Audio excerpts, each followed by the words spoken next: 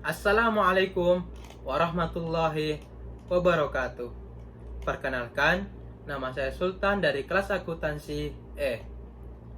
Pada kesempatan kali ini, saya akan mempresentasikan sebuah materi yang berjudul Keragaman dalam Organisasi yang diambil dari buku Bab 2 Perilaku Organisasi. Yang pertama, keragaman dalam organisasi perbedaan individu. Keragaman dalam organisasi perbedaan individu meliputi banyak hal. Salah satu contohnya adalah umur, jenis kelamin, ras, etnis, dan masih banyak lainnya. Di sini ada etnis. Lalu apa sih etnis itu? Etnis adalah suatu golongan manusia yang anggotanya mengidentifikasikan dirinya dengan sesamanya, biasanya berdasarkan garis keturunan yang dianggap sama. Itulah pengertian etnis. Lalu selanjutnya, tingkat-tingkat keragaman. Tingkat-tingkat keragaman ada dua keragaman, yaitu keragaman level permukaan atau surface level diversity. Yang kedua, keragaman level dalam atau deep level diversity. Keragaman level permukaan adalah bukan pemikiran atau perasaan, serta dapat mengarahkan stereotip dan asumsi pekerja dalam menilai orang lain. Itulah pengertian keragaman level permukaan atau surface level diversity. Kemudian yang kedua, keragaman level dalam atau deep level diversity.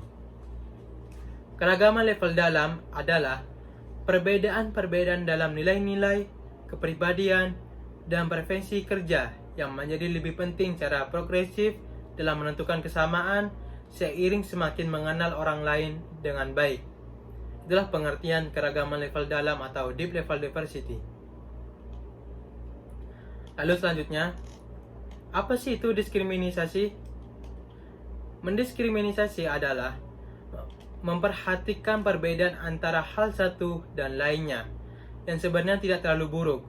Memperhatikan apakah seseorang lebih memenuhi syarat merupakan hal penting dalam mengambil keputusan untuk menerimanya sebagai pegawai. Jadi menerima pegawai itu harus menentukan dan harus memperhatikan dengan betul apakah seseorang itu sudah memenuhi syarat. Lalu selanjutnya, karakteristik biologis. Karakteristik biologis seperti umur, jenis kelamin, ras, disabilitas, dan lama bekerja adalah beberapa perbedaan yang nyata pada para pekerja. Yang pertama, karakteristik biologis umur. Hubungan antara umur dan kinerja mungkin jadi suatu isu yang semakin penting selama dekade mendatang karena banyak alasan. Contohnya, semakin tua, semakin kecil kemungkinan Anda mengundurkan diri dari pekerjaan. Selanjutnya, karakteristik biologis jenis kelamin. Karakteristik biologis jenis kelamin adalah tempat terbaik untuk mempertimbangkan ini adalah dengan mengakui bahwa sedikit jika ada perbedaan-perbedaan penting antara pria dan wanita yang memengaruhi kinerja. Selanjutnya, ras dan etnis. Ras merupakan sebuah isu kontroversial. Bukti menyatakan bahwa beberapa orang mendapati interaksi dengan kelompok ras lainnya, seperti tidak nyaman apabila tidak ada skenario perilaku yang jelas untuk memandu perilaku mereka. Itulah pengertian ras dan etnis. Lalu selanjutnya, pengertian disabilitas. Disabilitas adalah gangguan, keterbatasan aktivitas, dan pembatasan partisipasi yang dialami seseorang. Salah satu contohnya adalah kehilangan anggota tubuh, ketulian, diabetes, dan masih banyak lainnya. Bukan berarti menjelekkan kinerja disabilitas, tapi dengan menjelekkan kinerja disabilitas bisa menurunkan potensi mereka.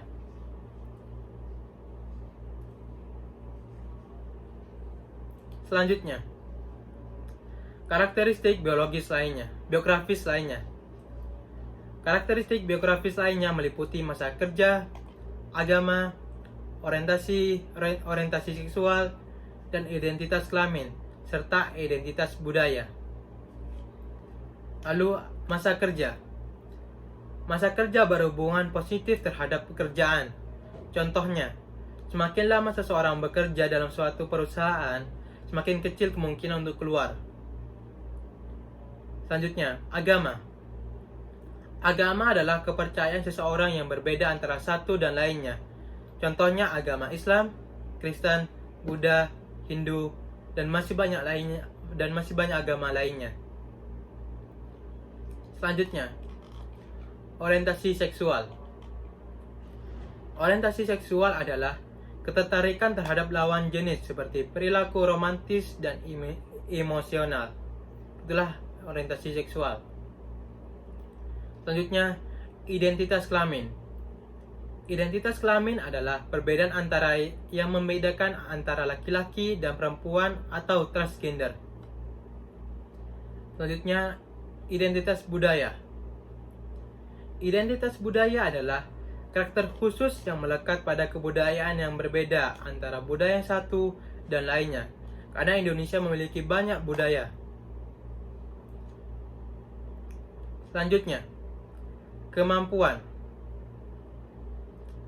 Kemampuan adalah kapasitas individu saat ini untuk melakukan berbagai tugas dalam pekerjaan. Kemampuan keseluruhan esensinya dibangun oleh dua faktor, yaitu kemampuan intelektual dan kemampuan fisik. Lalu, apa sih kemampuan intelektual? Kemampuan intelektual adalah kemampuan yang dibutuhkan untuk melakukan aktivitas mental berpikir, penalaran, dan memecahkan masalah. Kebanyakan masyarakat menempelkan nilai yang tinggi pada intelektualis dan untuk alasan yang baik. Contoh pekerjaan intelektual adalah seperti akuntan, menghitung pajak penjualan atas serangkaian item, manajer pabrik, mengikuti kebijakan perusahaan dalam perekrutan, investigator kebakaran, lalu peneliti pasar, pengawas, direktur interior, dan masih banyak lainnya. Lalu selanjutnya, kemampuan fisik. Kemampuan fisik adalah kemampuan yang menggunakan kekuatan otot, kekuatan dinamis, kekuatan statis, kekuatan eksplosif, kekuatan keseimbangan, dan masih banyak lainnya. Contoh dari kemampuan fisik adalah